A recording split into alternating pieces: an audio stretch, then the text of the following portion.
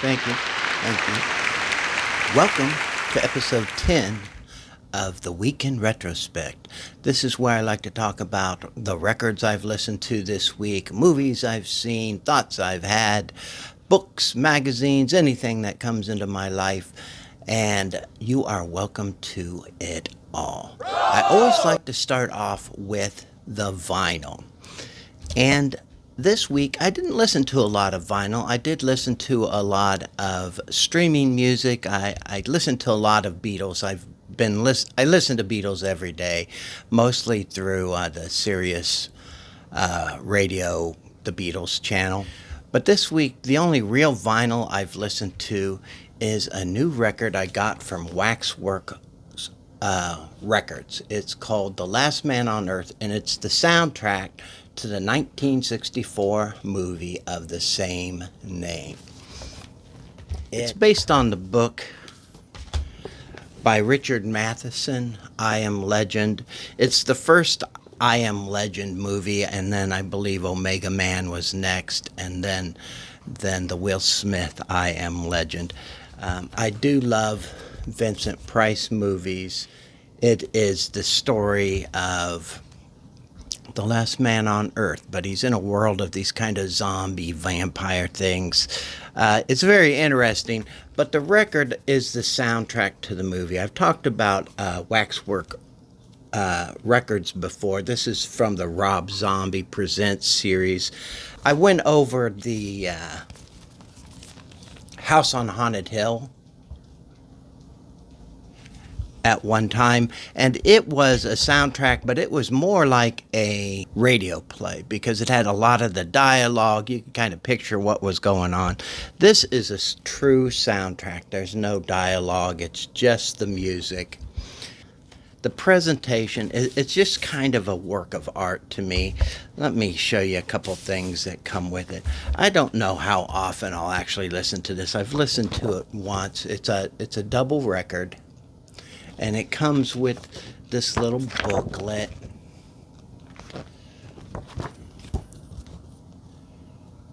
With some pretty great art. The record itself is just fantastic.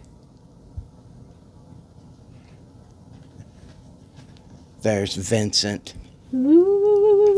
Anyway, this is so much more of a novelty piece to me than something I'll listen to a lot. If it's kind of, suspenseful, that has its jazzy moments, but mostly it's a lot of suspense. There's some scary choral vocals in it. It's a great record as a piece of art. I don't know how many people would be interested in it unless you really have a love for these types of movies. The other record I got is At Home with Screamin Jay Hawkins. Now this I received, but I have not listened to yet. In fact, I haven't even taken it out of its shrink yet, but I will. I've always been a fan of Screamin Jay Hawkins, but I don't have anything on vinyl by him, and I saw this re-release, and I thought, I would like to have something on vinyl, and this is what I got. Both of these records may show up again in October. I'm thinking of doing a little series in October regarding scary soundtracks, scary records, that kind of thing. So these two might show up later. The other thing I like to do in these weeks in retrospect is give shout outs to vinyl channels that I've been enjoying throughout the week. And there's two I'd like to shout out today. One is Katie Cords at Cords Records, and I'll provide a link below to both these channels, and I'd appreciate it if you checked them out. I think you'll like them too. But Katie, she has a great presentation style. I believe she is from Australia. Just a beautiful voice. I think the last one I watched was her favorite concept albums, but she has a wide variety of tastes and a wide selection of videos, so please check her out. The second one is Marty at Marty in Oregon. I came across him at Rachel's Ghost. He came on Rachel's Ghost. Just a super friendly guy. He's not only a record collector, but he's a musician. He does these kind of impromptu little organ pieces. Just great stuff. A great personality. Please check both these people out at the links below. 3. This next section I'm calling Odd Sexual Literature. Yeah! What happened was I was at my friend Colby's house visiting my niece Lily, and Colby had a grandfather that passed away some years ago. In fact, that's how Colby and I really became friends. I was helping her move her grandfather from one apartment to another, and she had come across some of this odd stuff that her grandfather had collected over the years. And on Friday she gave me a couple of these because I was so fascinated by them. The first thing she gave me are things that are called Tijuana Bibles, and they're just these little books. Let me read how Wikipedia describes them. Tijuana Bibles, also known as 8-pagers, Tilly and Mac books, Jigs and Maggie books, JoJo books, Bluesies, Blue Bibles, Graybacks, and 2x4s, were palm-sized erotic comics produced in the United States from the 1920s to the early 1960s. Their popularity peaked during the Great Depression. So I wish I could show you some of these pictures in here, but there's no way that I would get away with any of this on YouTube. But I do have just a lot of these things. A small stack. Well, there's a picture I can show. That's from this one. But you get to the next page. They get pretty raunchy very quickly. This one isn't so bad, I guess. I'm not going to show that for very long, though. Here's a one with Toots and Casper. I'd read about these years ago, and I was just so fascinated to actually see one in person. Toots and Casper, I cannot show you one page of this one, that's for sure. They're just, I can't show that.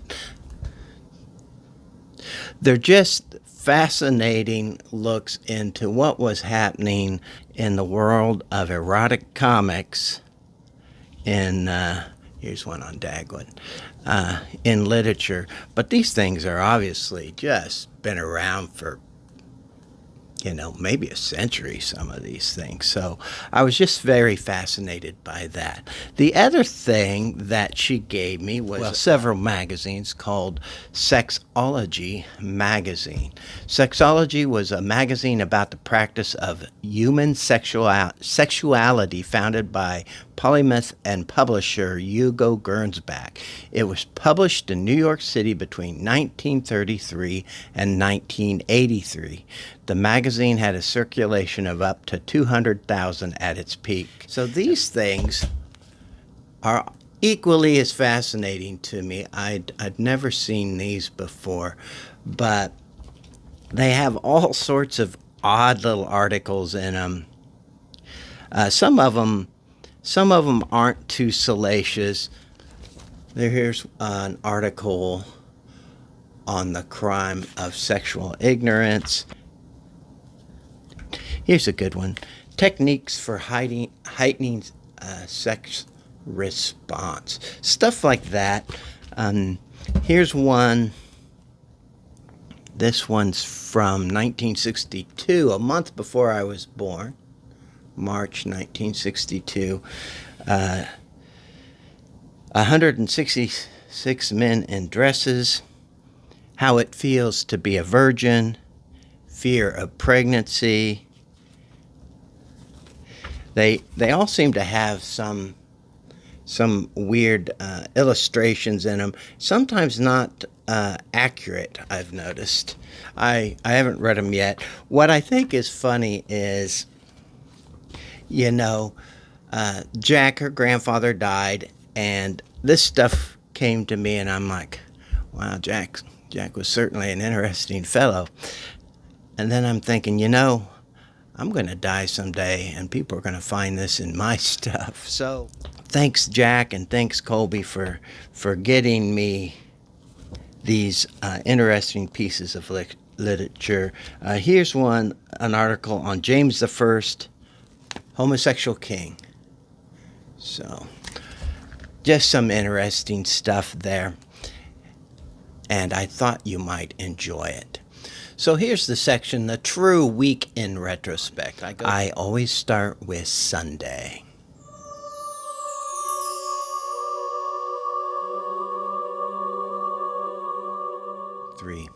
Sunday is always sort of a melancholy day for me. It just always has been my whole life. I think it started with the dread of the school week starting, and then later turned into the work week starting. But Sunday's just always been a weird, melancholy day. This Sunday was no exception. On Sunday night, Vinyl Confessions had their last live stream. So that was started by Steve from All the World's a Stage, and he disabled his YouTube channel, just a beloved member of the vinyl community. And it was just sad for me to see the last episode. And Steve wasn't on it. It was hosted by Trevor at Flat Round and Spun and Marsha P. So I want to show this little clip from the last episode of Sunday Night Vinyl Confessions. Just a note, Israel Nash is a musician artist that Steve really enjoyed, talked about a lot in his later episodes, and so that's what I'm referencing in my comment. Let's roll the clip. How do you like Seattle, except for all the drug addicts? And then he starts yelling at like all these drug addicts, which I felt pretty bad for. Right.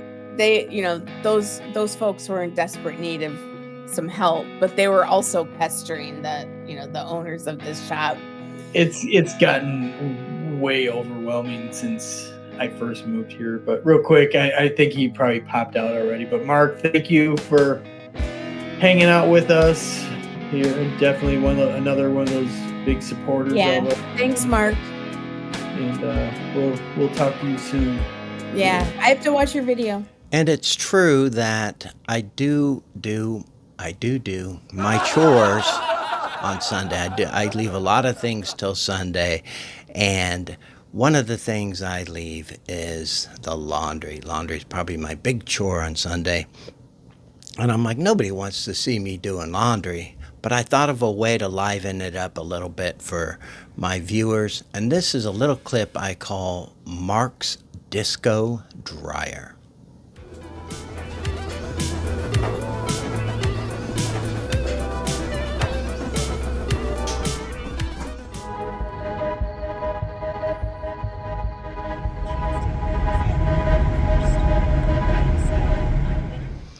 Monday came and I felt an existential crisis building. It started probably Sunday night, but it continued through the week, probably hitting its peak on Wednesday. But one of the things I like to do when I'm feeling this kind of a nervous anxiety is after work I drop by and I watch my niece Lily play video games, and I call it Baldur's Gate therapy. And so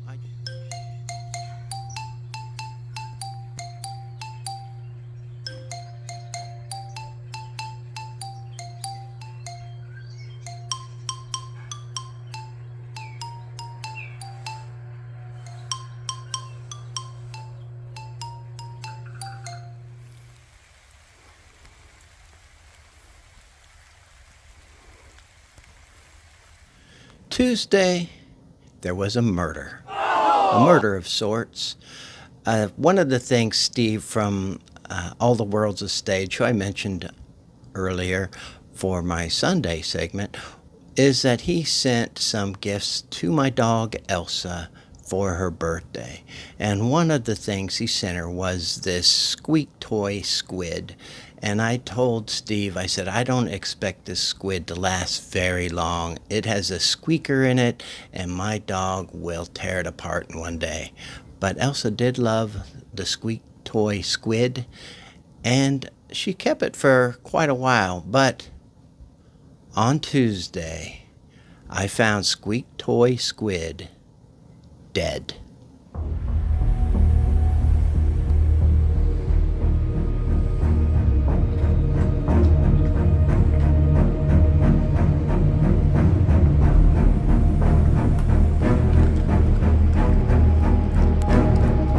You wouldn't be the murderer, would you, Elsa?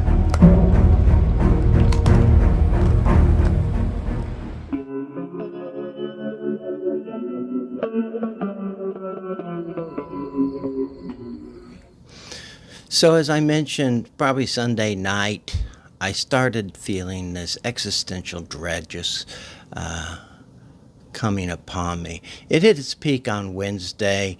I was just disconcerted on Wednesday. But what better thing to do when you're experiencing an existential crisis than to listen to the soundtrack to The Last Man on Earth.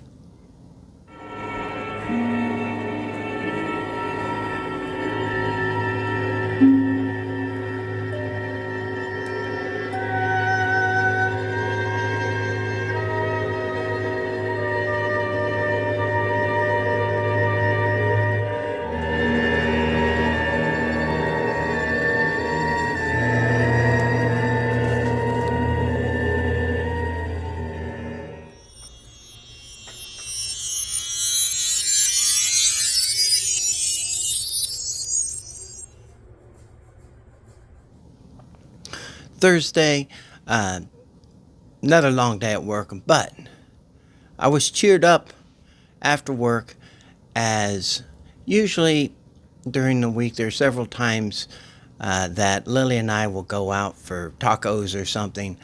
But this Thursday, she asked if I would come over, and she made quesadillas. Here's a little clip I like to call Cooking with Lily.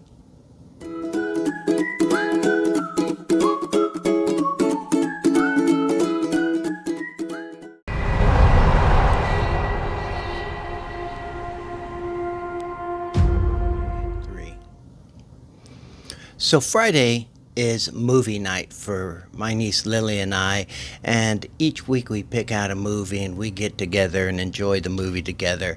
And this week she wanted me to pick out a movie, and I know that one of Lily's favorite stories, I happen to have it in this Penguin book of vampire stories, is a story called Carmilla. And it's by J. Sheridan Le Fanu. And I have an exploitation movie from Hammer Movies that came out in 1970 called The Vampire Lovers. And it has a whole cast of what they call Hammer Glamour stars. I've mentioned them in other episodes. But this one stars Ingrid Pitt and Madeline Smith are the big ones. Kate O'Mara's in there too. I just wanted to read you how the movie is described on the back of the case here. A female vampire with lesbian tendencies ravages the young girls and town folks of a peaceful hamlet in 18th century Europe, who years earlier killed off her fellow vampires. A rousing hunt for the vampiress ensues as a group of men follow her bloody trail of terror through the countryside. Adopted from the short story Carmilla, The Vampire Lover stars Ingrid Pitt, George Cole, and Peter Cushing. So this has always been a favorite movie of mine. My ex-wife hated this movie, but I had a feeling Lily would enjoy it. I think she enjoyed it a little bit. She was a little disturbed about Madeline Smith's constant constant doe-eyed look throughout the movie, and I said, I'm sure that's just the director telling her to do that. But I've always enjoyed this movie. It's salacious, of course, and there's lots of nudity. This isn't something you want to watch with your kids, but it is a fun movie. And here's a little clip from The Vampire Lovers, just to give you a small taste of what you would see if you watched the film.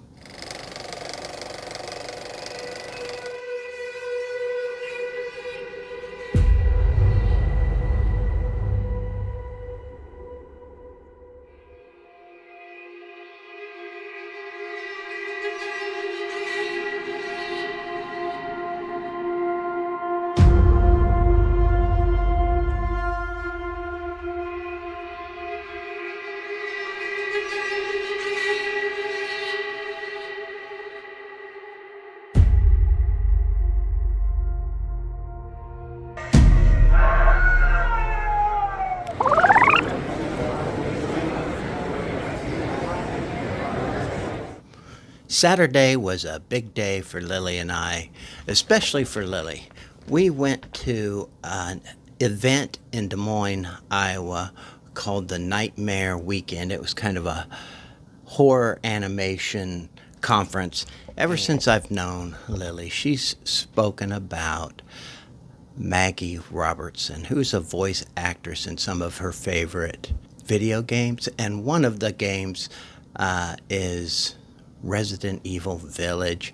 Maggie Robertson does the voice for, I call her Lady D, because Lily says every time I pronounce her name, I pronounce it differently, and each time I'm wrong. So I've been calling her Lady D, but I'll put her spelling down below. You probably know her from media and stuff. She was super excited that Maggie Robertson was going to be in Des Moines, which is about an hour and a half from us, and so I promised I would take her up. One of the things, though, is there wasn't a lot of people there I wanted to meet, but more than that was I was broke. I really didn't have a lot of money to spend on this kind of stuff, so the original plan was I was going to go up there. She was going to go in, and I was going to wait for her to meet Maggie Robertson, and then she would come out and we'd leave. But her mom got wind of that, and she said, no, you're not going to be sitting out in the car. You're going to go in, and you're going to be with Lily to keep your eye on her. So Lily's 22 years old. She doesn't need anybody keeping an eye on her, but I was happy to go in. I didn't have any money to get autographs or meet anybody. I could have met them, but I didn't want to if I wasn't going to buy anything. But one of the people I wanted to see was a guy named Tom Atkins. And a lot of horror fans are going to know who he is. But one of the first films I noticed him in was a movie from, what year was that? 1980, called The Fog. And it's a weird little horror movie, but I've always liked it. He's also been in other things like Halloween 3, done a lot of TV work. He was in the Rockford Files, that kind of stuff. Anyway, we go there, and I'm like, well, it'd be kind of cool to see Tom Atkins. But like I said, I didn't have any money to buy pictures and autographs and that kind of stuff. So I thought, I'll just get a little video of him. But we looked around, we noticed nobody was doing the video thing, so we weren't even sure it was allowed. So I did this little sneaky thing where I videotaped him from a distance, pretending I was just videotaping the crowd. And let's look at that clip.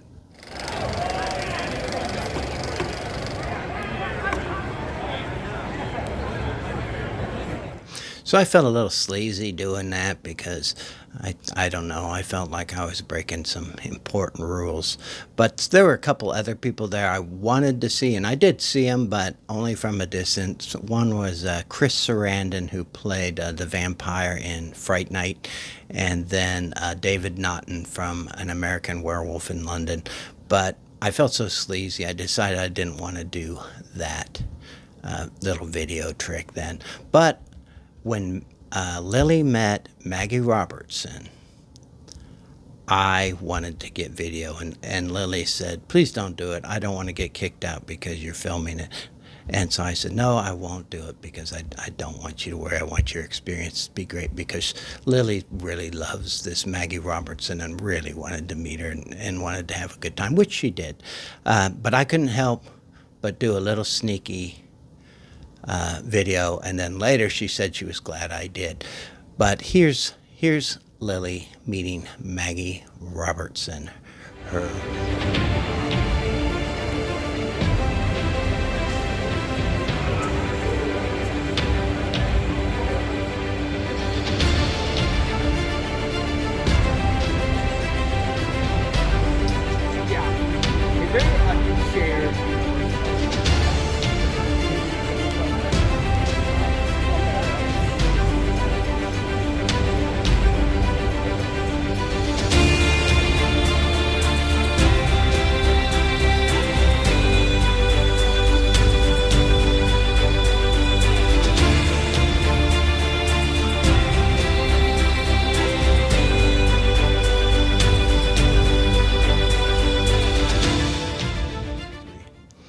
So that does it for my week in retrospect. Next week should be fun because my daughter, Luxy, she's coming back from Los Angeles on Wednesday, and we're going to celebrate her birthday on Saturday, October 5th. And so I'm excited to see her. I have a nice vinyl present for her that I might share with everyone. I'd like to do a more in-depth interview with Luxy about Los Angeles and her thoughts about it. We'll see if she's willing to do that or if we have the time to do that. But that's the big thing I'm looking for next week. And until then, thanks for watching, and I'll see you soon.